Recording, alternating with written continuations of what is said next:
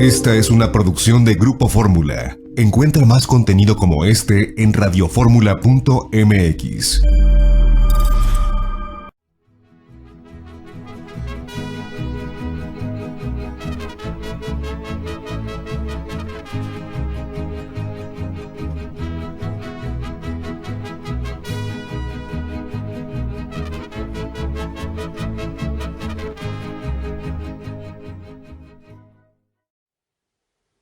Amigas y amigos, muy buenas tardes tengan todos ustedes.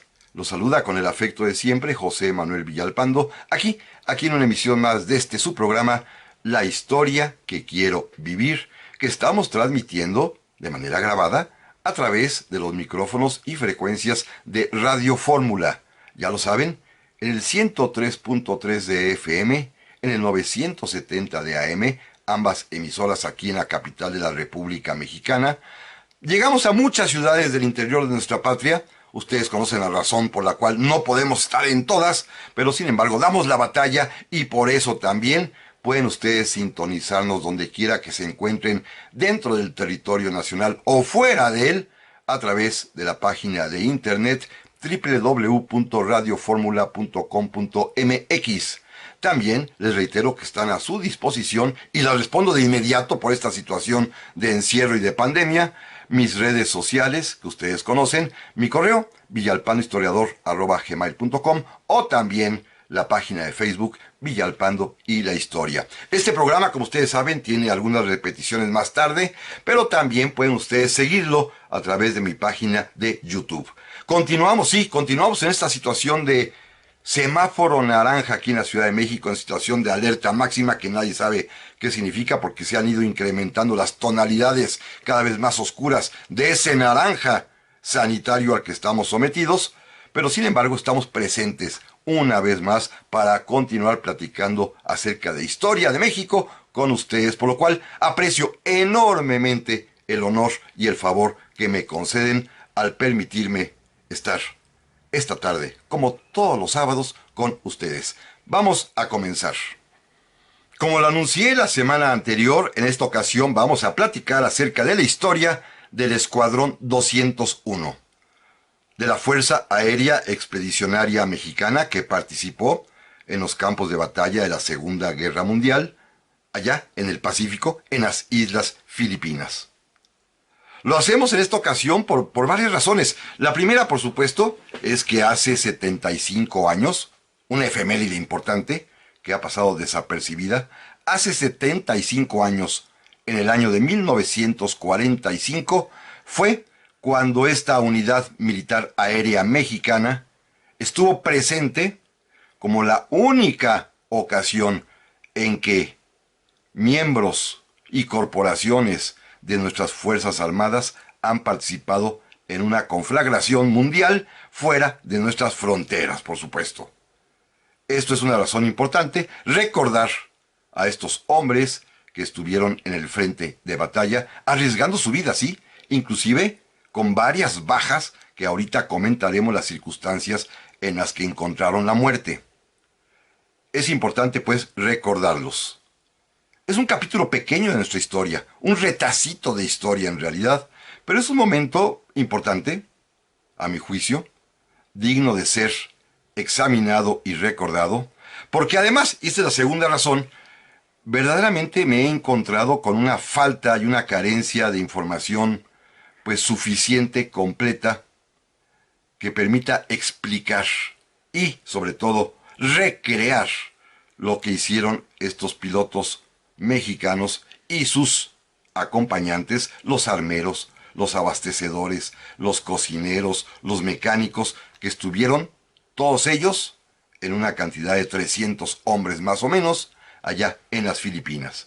Hay poca bibliografía, He tenido la fortuna a lo largo de los años de reunirla y simplemente se las quiero mencionar a ustedes para que, pues, si me hace falta alguna, por favor, ayúdenme a conseguirla. Tenemos, por supuesto, a los protagonistas, como el general Francisco L. Urquizo, con su libro 3 de Diana. Él es uno de los principales actores de esta aventura mexicana allá en el Pacífico, porque a él le va a tocar organizarla.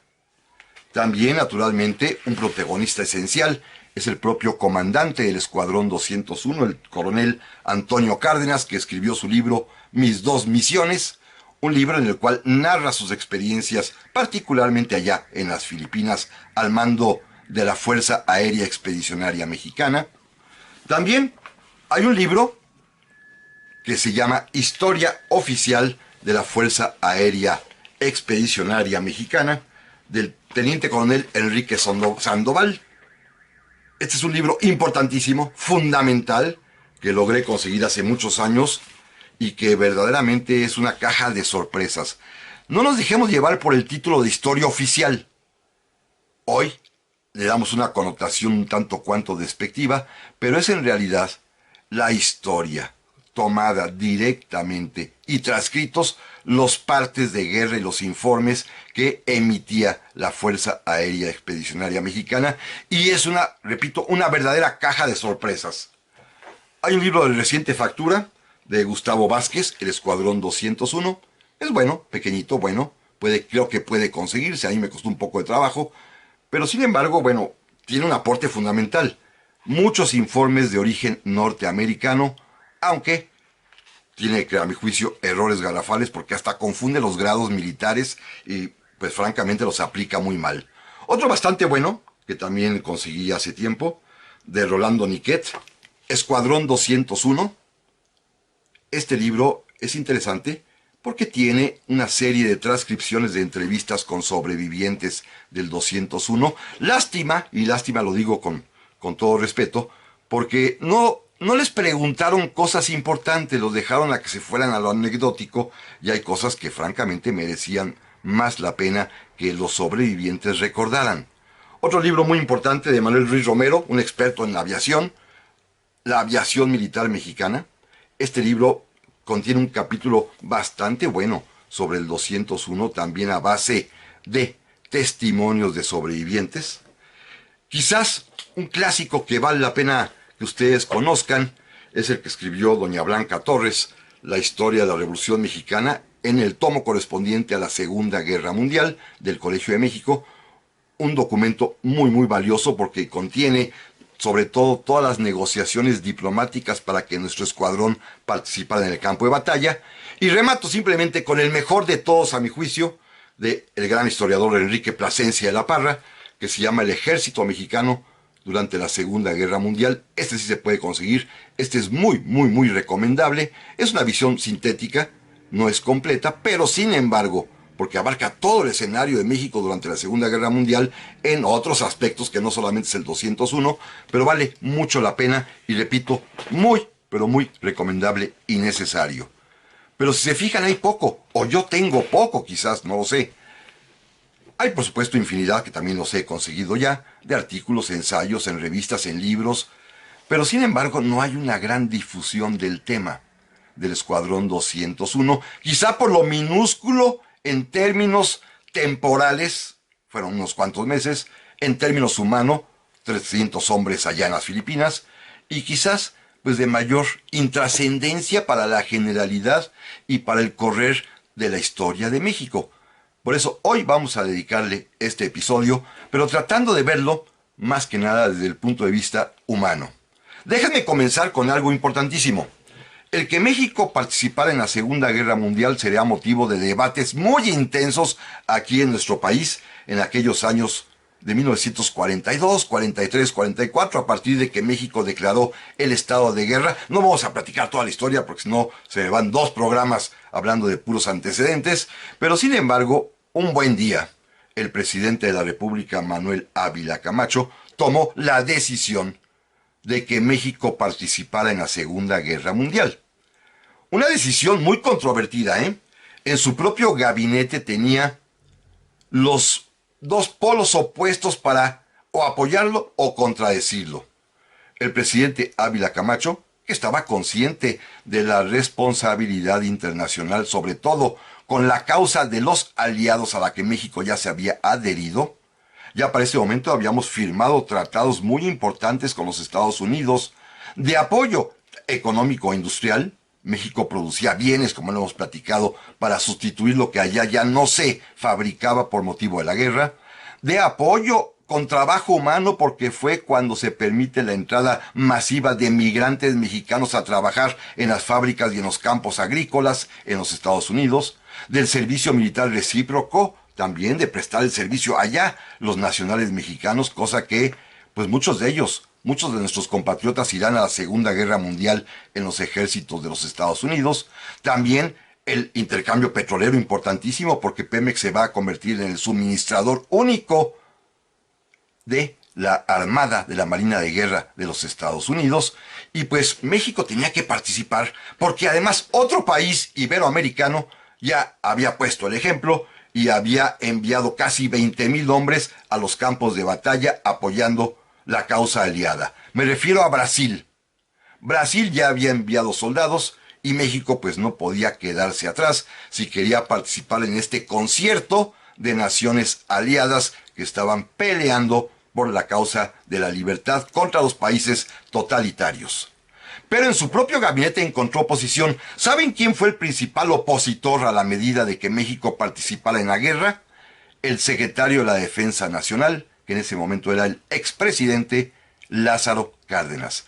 Él no quería, se va a oponer siempre, claro. Él en sus propias memorias dirá que acatará lo que ordene el presidente de la República, pero sin embargo prefirió hacerse a un lado una vez planteada su inconformidad y dejar que el subsecretario de la Defensa se encargara de todo. Que este era un general revolucionario importantísimo, además escritor y novelista que todos conocemos, Francisco L. Urquizo, apoyado por el secretario de Relaciones Exteriores, don Ezequiel Padilla, que es el que estaba propugnando, impulsando la participación de México. Así que el presidente Ávila Camacho se decidió, resolvieron además que fuese una unidad aérea, tanto por el crecimiento que en ese momento tenía nuestra Fuerza Aérea Mexicana, como para evitar que fuesen miles y miles de mexicanos a combatir. Únicamente poquitos seleccionados, y para eso el presidente Ávila Camacho pidió y obtuvo la autorización del Senado de la República para que contingentes militares mexicanos salieran del país y participaran en la Segunda Guerra Mundial. Pero de esto, amigas y amigos, vamos a platicar en un momentito más. Ya estamos aquí, amigas y amigos, para el segundo bloque de este programa, en el cual estamos platicando acerca de la historia del Escuadrón 201, con motivo fundamentalmente de los 75 años ocurrido aquello en 1945, en que estos pilotos y soldados mexicanos de abastecimiento, de armamento, de cocina, de mecánica, participaron allá en las Islas Filipinas en esta segunda gran conflagración mundial. Decía yo hace un momento que el presidente Ávila Camacho, que es el que toma la decisión de que México participe en la Segunda Guerra Mundial, fue muy discutida incluso en el propio gabinete. Ya narraba yo rápidamente la oposición del general Lázaro Cárdenas, el apoyo del ministro Ezequiel Padilla, que era el secretario de Relaciones Exteriores, que finalmente todo recae en la figura del general Francisco L. Urquizo, que se va a encargar de organizar todo el movimiento necesario para que un escuadrón aéreo mexicano fuera a participar a los campos de batalla. El presidente Ávila Camacho, decía yo también, obtuvo, como corresponde según lo marca la Constitución, la autorización del Senado para este efecto. Pero había una causa más importante todavía, en el fondo, que va a motivar esta presencia físico-militar mexicana en la Guerra Mundial. En el interior de nuestro ejército había algunos conflictos soterrados, oscuros, pero evidentes para mucha gente. Había por una parte una clase de oficiales superiores y hasta generales jóvenes, ya formados en el colegio militar, que estaban esperando una oportunidad para destacar y poder desplazar a la otra casta militar. Los oficiales y generales de más edad, todos ellos provenientes de las fuerzas revolucionarias, los que habían hecho la revolución, claro, vencedores en su momento, destacados y valientes sin lugar a duda, ya para entonces, 1945, 43, 44, 45 ya se habían anquilosado y no se querían mover de ahí. Y un ejército mexicano que tenía alrededor de 50 a 60 mil hombres, teníamos como 600 generales, de los cuales más de 500 eran provenientes de las filas revolucionarias y estaban de alguna manera obstaculizando el paso a la nueva y pujante generación de oficiales y generales mexicanos ya formados a partir de 1920 en el Colegio Militar y también, además, en la muy reciente y nueva, prácticamente, Escuela Militar de Aviación. Había pues que darle salida a estas ansias y son los militares, estos jóvenes, los primeros que le piden al presidente Ávila Camacho esta posibilidad, esta oportunidad de poder ir a la guerra para demostrar su valía, cosa que finalmente, con otros argumentos, va a conceder don Manuel Ávila Camacho, pero repito, limitado a la participación de un escuadrón aéreo en la guerra mundial. Todavía para ese momento no saben a dónde van a ir. Aún no, ya se tomó la decisión y lo único que en este momento existe es que ese escuadrón aéreo tendrá que ir a capacitarse, a entrenarse a los Estados Unidos de América. ¿Por qué? Por algo muy sencillo.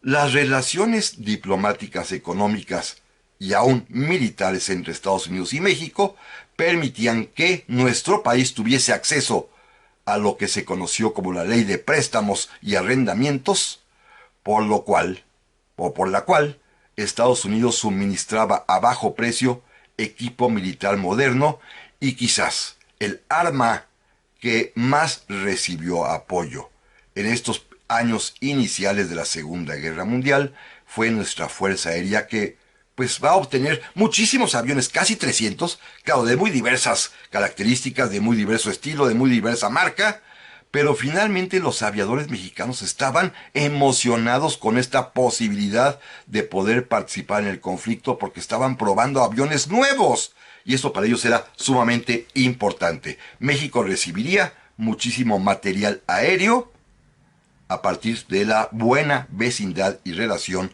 con los Estados Unidos. El presidente Ávila Camacho tomó otra decisión de consenso con el general Urquizo. Estos hombres pertenecientes a lo que ya se llamó entonces Escuadrón 201 deberían ser todos voluntarios.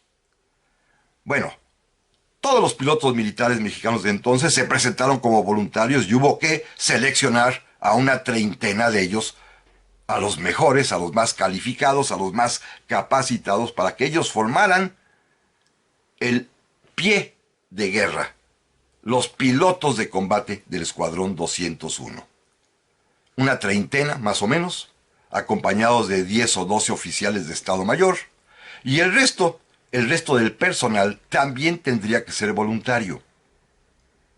Los armeros, los abastecedores de municiones, los mecánicos sobre todo, los radiotelegrafistas, los operadores de vuelo, los cocineros inclusive, todos ellos fueron voluntarios, muchos pertenecientes a las Fuerzas Armadas, muchos otros también del sector civil, pero todos, absolutamente todos, fueron voluntarios. ¿Sí? Era la única manera para que políticamente no se obligara a la población a combatir. Recuerden que México en ese entonces tenía sentimientos un tanto cuanto encontrados. Sí, por supuesto, había dolido que nos hundieran el Potrero del Llano y los demás buques petroleros, pero había una franca, pues, no sabemos si afición, preferencia o de plano deliberadamente campaña de apoyo a la Alemania nazi, que en algún momento inclusive tenía como vocero al propio José Vasconcelos. Así que había que terminar con esto y había que unirse a los aliados y por lo tanto se pidieron voluntarios y hubo muchísimos, México pudo darse el lujo de seleccionar. También se decidió que al mando de la Fuerza Aérea Expedicionaria Mexicana fuese un coronel joven, coahuilense, el coronel Antonio Cárdenas, piloto aviador militar, que inclusive ya tenía cierta fama porque había hecho un vuelo de buena voluntad a través de los países iberoamericanos. Había llegado en su avioncito hasta Santiago de Chile, claro, en esos aviones que había que hacer escalas cada 600, 500 kilómetros, pero había recorrido buena parte de Iberoamérica llevando la bandera mexicana y los mejores deseos de unidad a todo Iberoamérica. Así que era un hombre con cierta fama, con cierto prestigio. Él fue puesto al mando del contingente llamado Fuerza Aérea Expedicionaria Mexicana.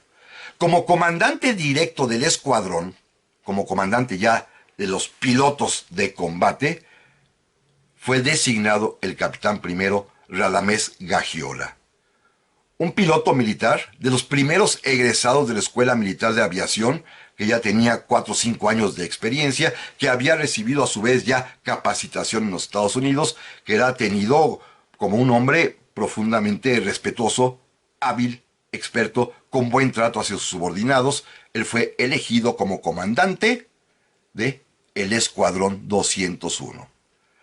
A su vez, el personal de tierra tenía varios oficiales, pero uno de ellos, el que era el oficial comandante de la parte de ingeniería, es decir, el que mandaba pilotos, a los abastecedores, a los armeros y a los mecánicos, que tenía que ser un ingeniero militar, fue designado, fíjense qué curioso, nada más ni nada menos que un capitán que era hijo de don Venustiano Carranza, el capitán Jesús Carranza Hernández. Él fue puesto al mando de las unidades de tierra, sobre todo de los expertos en la atención a los aviones.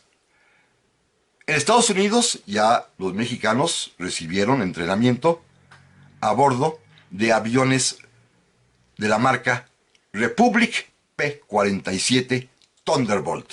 Así se les llamaba, eran aviones monoplaza de un solo motor, muy potentes, que contaban con 8 ametralladoras, que tenían capacidad para llevar hasta 2 bombas bajo las alas, y que eran los aviones, se suponía, más confiables en ese momento para el combate de los aviones de caza, de los aviones de pelea, capaces de enfrentar enemigos en el aire, capaces también de cumplir misiones de apoyo a tierra, como bombardear con bombas de precisión, nada más podían llevar 2 cada uno, o como ametrallar contingentes enemigos. Aviones modernos que alcanzaban en ese entonces una máxima velocidad de 680 kilómetros por hora, que era lo máximo que podían dar, con una eficiencia limitada. No podían volar mucho tiempo, no más de 3-4 horas, incluso con tanques suplementarios, pero en estos aviones fueron capacitados, que eran los más modernos entonces, los pilotos mexicanos y los mecánicos, porque la capacitación incluyó, por una parte, sí, naturalmente, enseñar a volar ese tipo de aviones a los pilotos, pero también a los mecánicos y armeros enseñarlos a repararlos. Decían que el avión era una delicia para el piloto, pero un infierno para los mecánicos porque era complicadísimo de atender y de reparar. Todo esto lo van a recibir en diversos campos de entrenamiento en los Estados Unidos. Allí se capacitarán los pilotos, allí se capacitarán también los mecánicos, y allí tuvimos también que lamentar las primeras bajas del escuadrón por accidentes, Pero esto es algo absolutamente normal. En los estándares de guerra, yo sé que parece muy frío, pero en las estadísticas militares, los propios norteamericanos informaron a los mexicanos que es normal la pérdida humana por razones de accidentes, sobre todo en esta época en la que está en realidad naciendo en todo el mundo el arma de aviación militar. Los accidentes eran cosa normal y esto sabían los pilotos mexicanos, y hubo 2 bajas en los entrenamientos. Pero de esto vamos a platicar, amigas y amigos, en un momento más. Ya estamos aquí, amigas y amigos, para el tercer bloque de este programa, en el que estamos recordando al Escuadrón 201 y su participación hace 75 años en la Segunda Guerra Mundial, allá en las Filipinas. Estaba yo comentando hace un momento que en las propias prácticas, en los entrenamientos en diversos campos de aviación en los Estados Unidos, el Escuadrón 201 tendrá sus primeras 2 bajas, 2 accidentes fatales en los cuales van a morir primero el subteniente Crisóforo Salido Grijalva y en el segundo el teniente Javier Martínez Valle. Accidentes, repito, absolutamente normales. El primero de ellos, porque el avión al despegar falló. No sabemos si es un error del piloto o simplemente una falla mecánica, que esto era pero muy común. Y el avión pues se estrelló al final de la pista, pereciendo el piloto Crisóforo Salido Grijalva. El segundo, el teniente Javier Martínez Valle, va a fallecer en un accidente que también sucede. Estaba en pleno vuelo haciendo prácticas de ametrallamiento en contra de un blanco movible que iba a su vez arrastrando otro avión norteamericano adelante con un gran cable de acero. Iba un blanco movible para que los pilotos fueran ametrallándolo y practicando el tiro en el aire. Y por razones insospechadas, este cable de acero se soltó del avión nodriza que jalaba el blanco y se fue a enredar en las hélices, en la hélice del P-47 que tripulaba el teniente Javier Martínez Valle, lo cual lo precipitó a tierra y evidentemente murió en el tremendo impacto que se dio. Dos primeras víctimas que son reconocidas también como víctimas en combate, porque ya están prestando servicio militar fuera de territorio nacional y el estar en prácticas es exactamente igual para efectos del cómputo de las acciones militares que estar ya en guerra. Dos primeras bajas del escuadrón. En eso se tomó la decisión de ir a las Islas Filipinas a principios de 1945. El gobierno mexicano del presidente Ávila Camacho consideró, de común acuerdo con el general Francisco L. Urquizo, subsecretario de la Defensa Nacional, y por consejo del general Luis Alamillo Flores, un militar de primera línea que estaba en ese momento desempeñando el cargo de agregado militar en Washington, un general formado en el Colegio Militar, creador de la Escuela Superior de Guerra, de esta nueva y pujante estirpe de militares mexicanos con estudios y con profesionalismo. Él sugirió que ir a Europa no tenía ya mayor caso porque ya para ese momento era evidente el avance tremendamente victorioso de los ejércitos aliados. Ya había pasado el desembarco en Normandía, ya se estaban acercando a la Alemania nazi, faltaban en realidad pocos meses para que cayera Alemania y no tenía ya caso participar en un campo de batalla, el europeo, en el que había demasiadas tropas ya. Inclusive allí estaban los brasileños en Italia. Así que prefirieron, por sugerencia del general Luis Alamillo, ir a las Filipinas. Había varias ventajas y había datos importantes por los cuales quizá la decisión era muy acertada. Primero, con las Filipinas nos une una larga historia. Recuerden que hemos platicado alguna vez que las Filipinas se convierten en parte del Imperio Español por la acción de mexicanos, de novohispanos, desde Miguel López de Legazpi, el conquistador, que iba acompañado por 300 tlaxcaltecas y que logra con eso conquistar las Filipinas.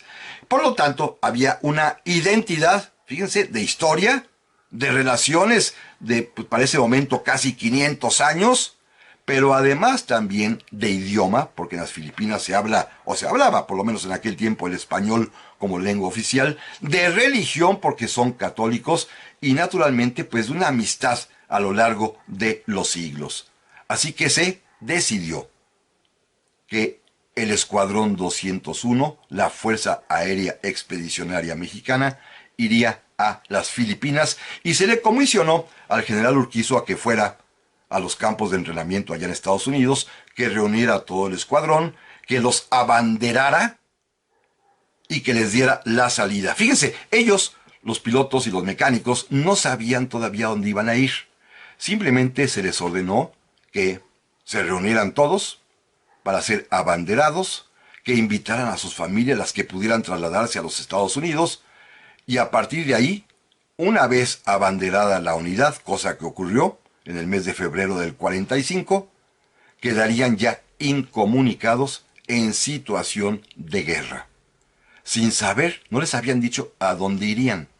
La ceremonia de abanderamiento dicen que fue muy emotiva, según narran los propios testigos, y en ella pasó algo muy curioso, que no cuentan en realidad ninguno de los libros que he consultado, sino que lo encontré en una nota periodística, con fotografía inclusive.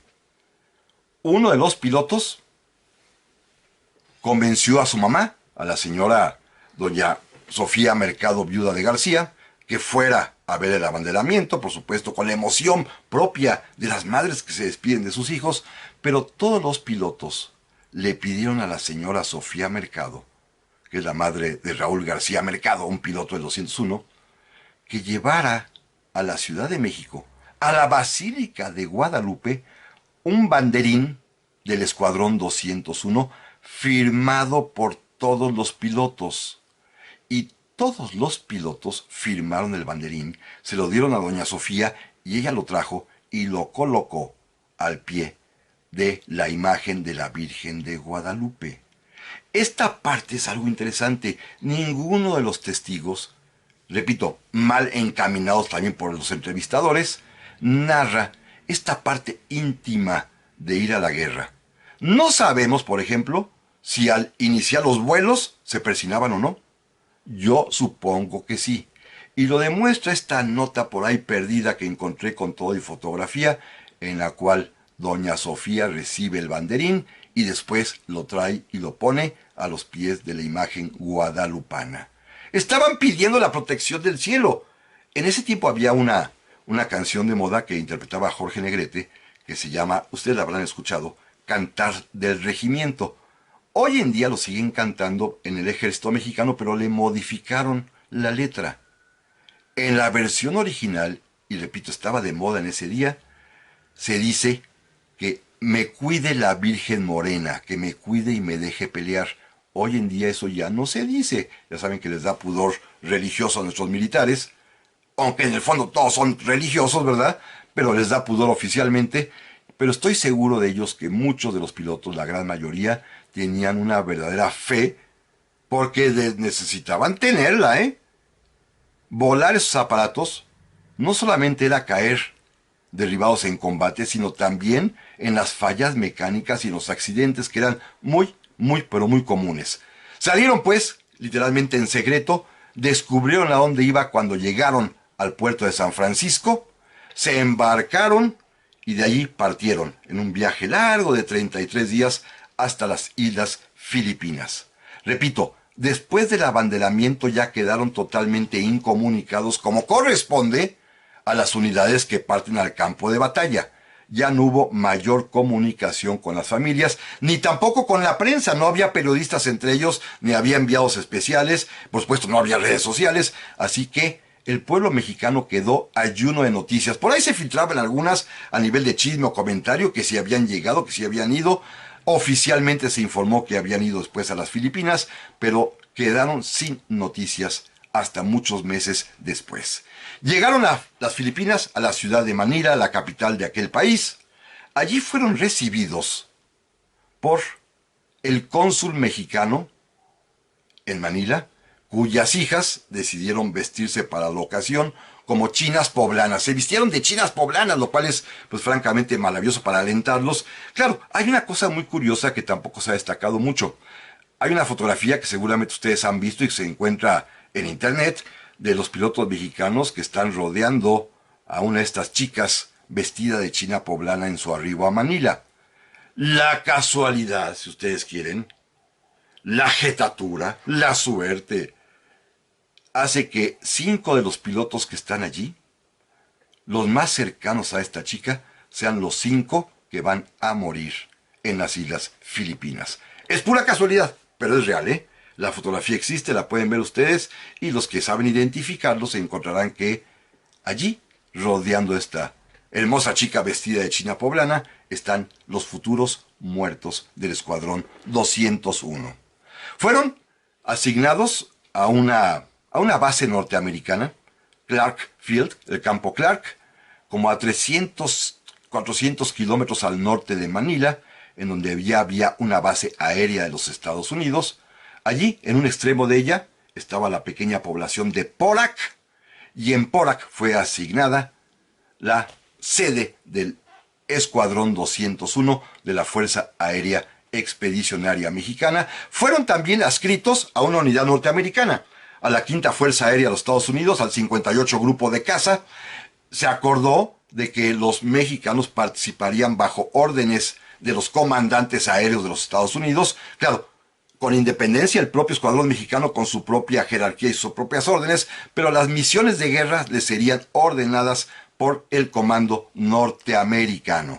Recibieron primero que nada aviones usados, nos dieron 18 aviones viejos, de los P-47 más antiguos, que va a ser verdaderamente una catástrofe poderlos pilotear porque venían en pésimo estado y esto va a ocasionar también más muertes. Habrá, como el caso, por ejemplo, del teniente José Espinosa Fuentes, a quien le ordenan probar un avión que estaba en pésimo estado, obedece, lo vuela y por supuesto el avión falla, se estrella y se mata. Este es el piloto José Espinosa Fuentes. Pero de esto, amigas y amigos, vamos a platicar en un momentito más. Ya estamos aquí, amigas y amigos, para el último bloque del programa de esta ocasión que se me ha ido volando literalmente, porque estamos platicando además la historia del Escuadrón 201 en ocasión del 75 aniversario de su participación allá en los campos de batalla del Pacífico en la Segunda Guerra Mundial. Decía hace un momento que, bueno, es un riesgo enorme volar estos aparatos, no solamente porque la aviación en sí es todavía incipiente y hay muchísimo porcentaje de accidente aéreo, sino además también agravado porque el Escuadrón 201 recibió de inicio 18 aparatos ya usados que tenían evidentemente desperfectos y que a los pilotos mexicanos pues les costaba mucho trabajo volarlos y a los mecánicos también, nuestros compatriotas, muchísimo más trabajo repararlos. Y aún así hicieron el mejor esfuerzo, tanto que, lamentablemente, uno de estos aparatos fue la causa de la muerte del teniente José Espinosa Fuentes, quien recibió órdenes de probar uno recién reparado y falló en el aire, se estrelló, su cadáver fue recogido afortunadamente, pero sin embargo, bueno, había que cumplir con el deber, había que volar esos aparatos aunque fuesen de mala calidad por el uso ya que tenían, estaban para ese momento desgastados y así cumplieron misiones de guerra. Una muy importante es que les asignaron la autoridad militar norteamericana la misión de aniquilar un puesto japonés que estaba en una montaña, en unas cuevas, desde donde estaban obstaculizando el avance norteamericano allá en las Filipinas, y había que hacer tiros de bombas, bombardear con precisión. Solo se podía lograr con un bombardeo en picada. Los aviones P-47 no estaban perfectamente adaptados para este tipo de acción militar. Sin embargo, los pilotos mexicanos lo hicieron. Y lo hicieron bien. Lograron penetrar el campo enemigo. Lograron tirar sus bombas exactamente en el lugar preciso. Pero la artillería antiaérea japonesa va a derribar un avión mexicano. Le van a atinar al avión del piloto subteniente Fausto Vega Santander. El avión va a explotar en el aire, se van a perder inclusive sus restos, no podrán ser localizados, y tenemos ya otra baja más del Escuadrón 201. Baja en combate. Los aviones mexicanos, hay que aclararlo, no combatieron contra otros aviones japoneses. No hubo combates de este tipo. Las misiones que se asignaron al Escuadrón 201 por órdenes de la superioridad aérea norteamericana fueron de acompañamiento de tropas en tierra, bombardeando y ametrallando los obstáculos que tenían las tropas norteamericanas para avanzar. Cuando se terminó de conquistar las Filipinas, se pudo avanzar también hacia la isla de Formosa, hoy Taiwán, porque al Escuadrón 201 le asignaron misiones de reconocimiento de aquella isla ya muy lejana de las Filipinas. Así que nuestra labor como combatientes fue particularmente de apoyo a las tropas en tierra. No se peleó avión contra avión, pero sin embargo esto va a ocasionar una baja primera, la de Fausto Vega Santander, derribado por la artillería antiaérea japonesa, y otras bajas más provocadas por los desperfectos de los aviones o por el mal tiempo. Recuerden, las tropas aéreas, las unidades aéreas, en los propios estándares norteamericanos, preveían un alto número de bajas, ya sea en combate o por accidente o por falla mecánica. Era absolutamente normal. Cuando se avisó que ya había aviones nuevos, había que ir por ellos a la isla de Nueva Guinea. Uno de estos oficiales, el teniente Héctor Espinosa Galván, partió en su P-47 junto con otros más para trasladarse a Nueva Guinea a recoger un P-47 nuevecito, pero en el viaje el avión falló y se perdió en el mar. Sus propios compañeros en los otros aviones vieron cómo se hundía en el océano el avión del teniente Héctor Espinosa Galván. Se perdió y su cadáver no pudo ser encontrado. En los vuelos de regreso de Nueva Guinea hacia las Filipinas, los P-47 nuevecitos pues también fallaban. Una cosa es que estuvieran recién salidos de fábrica y otra cosa es que estuviesen bien probados. Tuvimos que lamentar la pérdida de 2 oficiales más, de 2 pilotos más, justamente en los vuelos de regreso con los nuevos P-47, de los cuales oficialmente le entregaron a México 16, pero que también venían, esto es evidente, con fallas mecánicas. Si a esto le agregamos el mal tiempo, las tormentas que había en esa zona en las Filipinas, pues se explica cómo se perdió el avión del subteniente Mario López Portillo, que se estrelló en una montaña. Su cadáver sí fue rescatado, pero también se perdió en el mar el avión del capitán segundo Pablo Luis Rivas Martínez. 2 bajas tuvimos en los entrenamientos y 5 más tuvimos allá en las Filipinas. De estas bajas, una sí fue en el campo de batalla, las demás por accidente y más bien por fallas mecánicas de los aviones. Esto es parte de la guerra, tristemente, y en México he escuchado por ahí comentarios y hasta alguna película de Cantinflas que se burlan diciendo de que los aviones del 201 se caían solitos. Pues evidentemente se caían solitos, eran los riesgos de la aviación militar de aquel tiempo. Con la pérdida de estos 7 pilotos, 2, primero en Estados Unidos en los entrenamientos y 5 ya en el frente de batalla en las Filipinas, el escuadrón se redujo de 30, perdió 6, 7 pilotos, quedó casi a la quinta parte de sus efectivos, cosa que en los manuales de guerra de los norteamericanos establecía que un escuadrón en estas condiciones sería retirado del frente de batalla para esperar reemplazos. Nunca llegaron los reemplazos. Un par de ellos, un par de pilotos sí lograron incorporarse, pero nunca llegaron más reemplazos.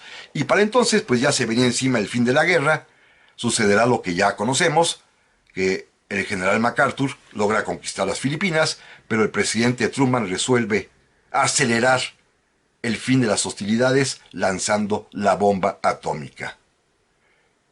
Esta noticia pues fue recibida con cierto escepticismo por los pilotos, porque con esto, como ellos se quejaron, se les privaba ya del honor de seguir participando en la contienda. Ellos querían seguir peleando. Y claro, como broma dijeron, bueno, los Estados Unidos tienen la bomba, nosotros tenemos la bamba.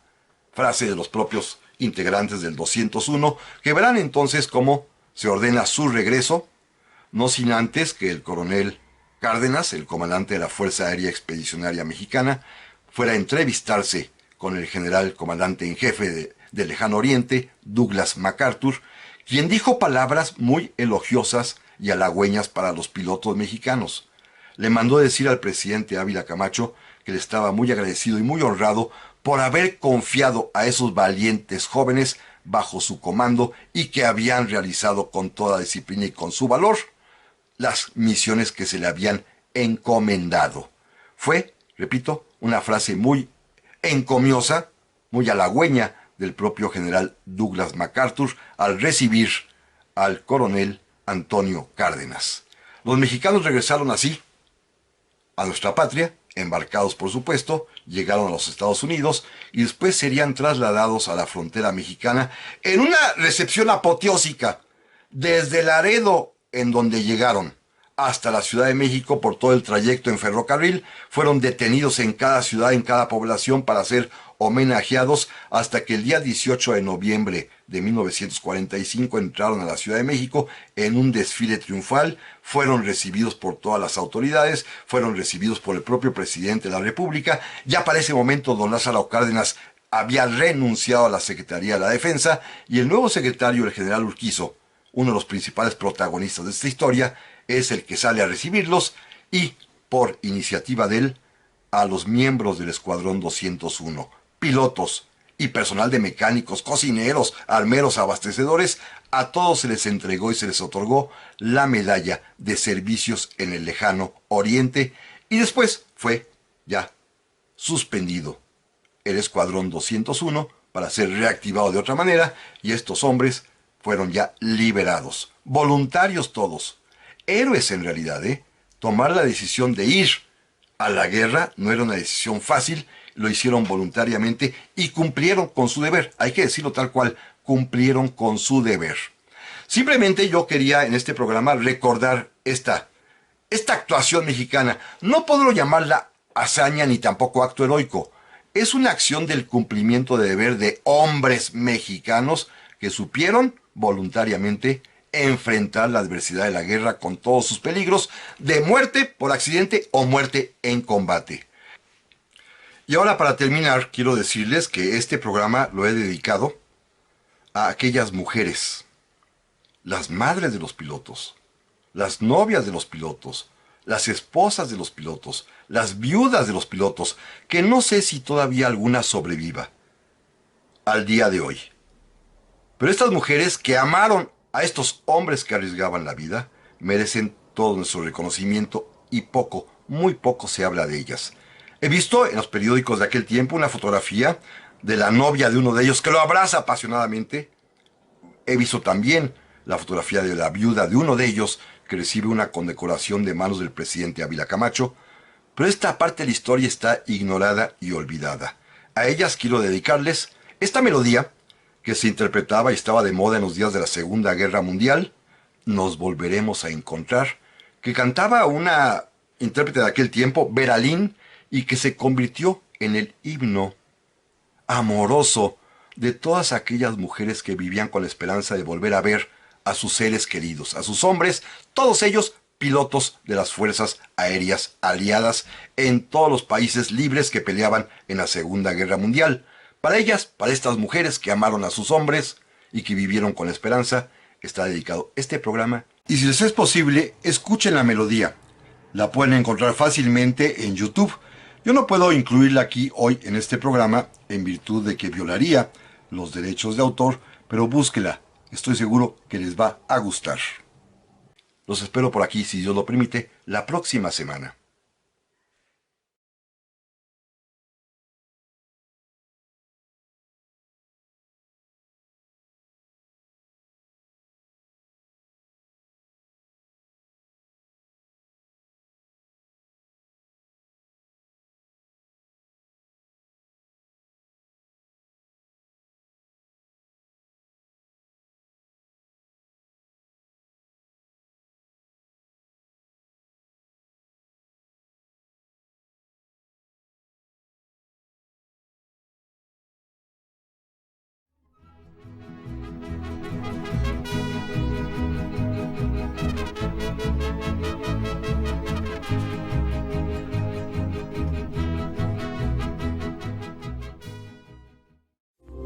Esta fue una producción de Grupo Fórmula. Encuentra más contenido como este en radioformula.mx.